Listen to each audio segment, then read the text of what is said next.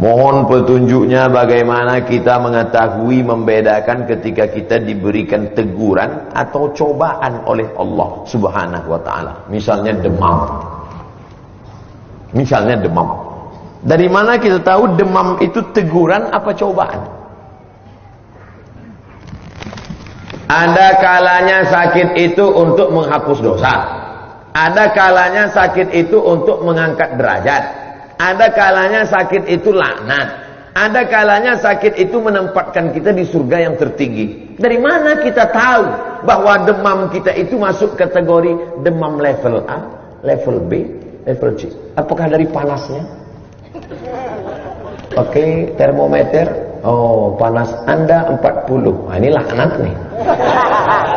Tidak bisa.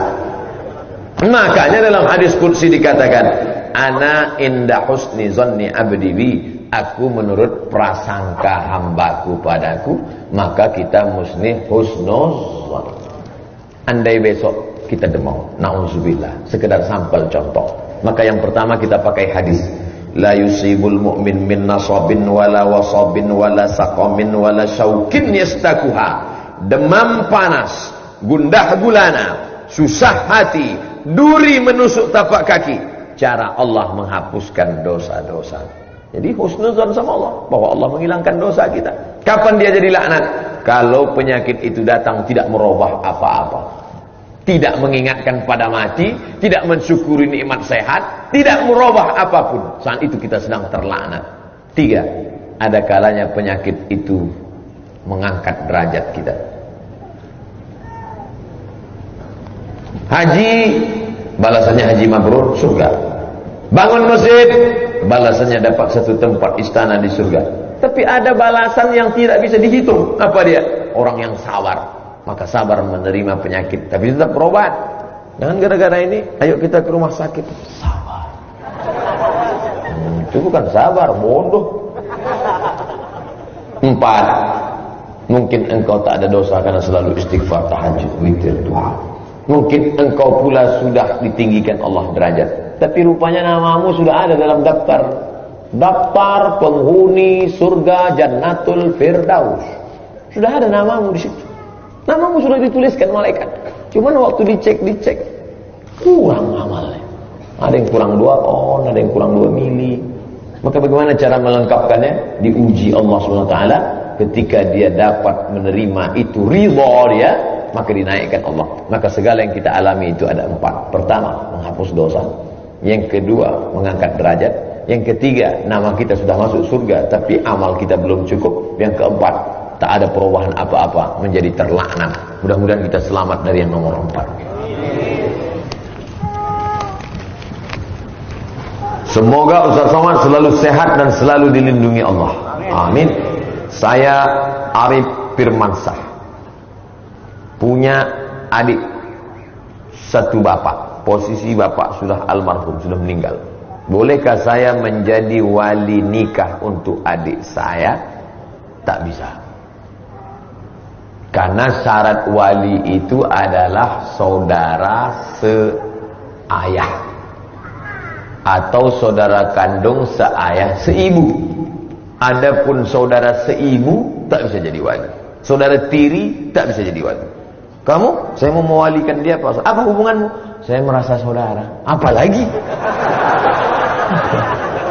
Nah, jadi ini bukan masalah rasa-rasa, bro. Jadi harus ada hubungan nasab. Kamu, saya mau mewalikan dia, Pak Ustaz. Apa hubungan sama? Saya hubungan nasib, Pak Ustaz. Nggak bisa. Oleh sebab itu ada hubungan nasab. Wali ibu, ibu. Wali adik, anak-anak gadis, wali kalian ada 6. Pertama, ayah. Tak ada ayah, kakek. Kakek itu apa Pak Ustaz? Grandfather. Yang kedua, abang. Adik. Adik ayah atau abang ayah.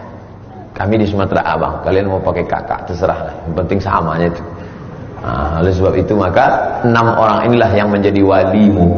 Wali, tugasmu bukan cuma menikahkan saja. Wali bertanggung jawab kalau anaknya, cucunya, ponakannya, adiknya pakai jilbab pasrah tapi tak rela.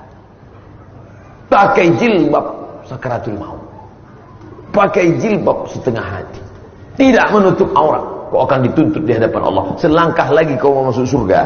Tapi kalau kau biarkan perempuan yang menjadi tanggung jawabmu ini, maka kau juga selangkah lagi masuk neraka. Oleh sebab itu jaga adik perempuan kita, jangan sembarangan dibawa oleh laki-laki. Mas, aku bawa adikmu ya, bawa lah. Jam 12 nggak apa-apa, alah pagi pun nggak apa-apa. Bawa. Nanti pinjam motor kau sebentar ya. Nggak bisa. Oleh sebab itu ini tanggung jawab luar biasa. Tapi bukan berarti karena tidak bisa diwalikan lalu tidak peduli, tetap peduli. Tapi masalah urusan wali bukan sembarangan. Jangan menikah tanpa wali. La nikaha, tidak sah nikah illa biwaliyin, kecuali dengan wali, wa syahidai adlin, dengan dua saksi yang adil. Ini banyak nih sekarang nikah pulang, itu siapa? Suamiku. Kapan kau nikah? Kemarin. Walinya udah saya bayar kemarin wali. Wali dibayar. Emang Pak RT? Pak RT pula marah pula Pak RT. Ustadz yang disayangi Allah, amin.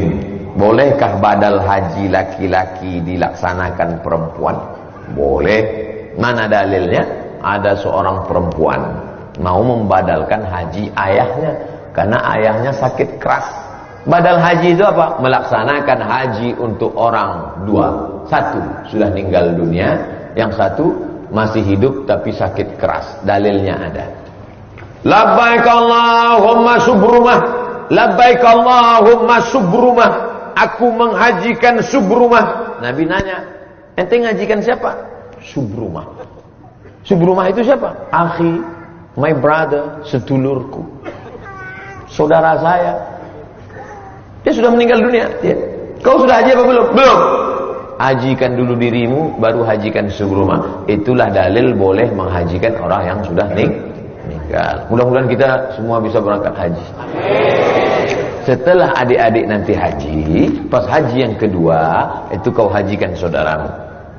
Pas nanti sampai di Bir Ali, labbaik Allahumma umrah an fulan bin fulan, aku hajikan saudaraku si fulan bin fulan, aku umrohkan. Bagaimana kalau jamaahnya laki-laki mau menghajikan ibunya? Sah. Bagaimana kalau jamaahnya perempuan mau menghajikan bapaknya? Sah. Dalil tentang ini hadis sahih. Ya Rasulullah, bapak saya kalau dinaikkan ke atas onta jatuh. Naik atas onta jatuh. Sudah tua, tulang belakangnya tak bisa lurus lagi. Bolehkah saya hajikan dia? Boleh. Itu dalil yang sudah tua bisa dihajikan karena tak sanggup lagi naik pesawat. Bagaimana caranya memupuk rasa cinta tanah air sebagai anak muslim yang milenial? Kalian anak muda ini cinta tanah air. Ya, bagaimana cara mewujudkannya Pak Ustadz? Buatlah yang kira-kira membuat kita membangkitkan adrenalin semangat. Kumpul beberapa anak muda komunitas, pergi ke panti asuhan, ajak anak-anak makan bareng, makan siang bareng.